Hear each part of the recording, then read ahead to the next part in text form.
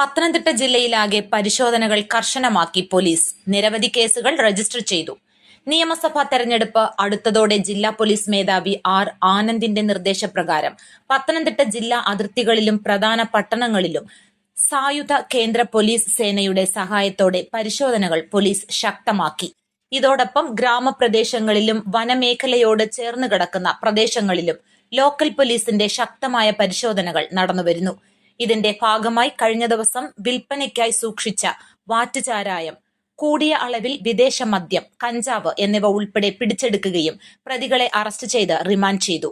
വിൽപ്പനയ്ക്കായി സൂക്ഷിച്ച 20 കുപ്പി വിദേശ മദ്യവുമായി തണ്ണിത്തോട് സ്വദേശി പ്ലാച്ചേരി വീട്ടിൽ 52-കാരൻ രാജേഷിനെയാണ് ചിറ്റാർ പോലീസ് അറസ്റ്റ് ചെയ്തത്.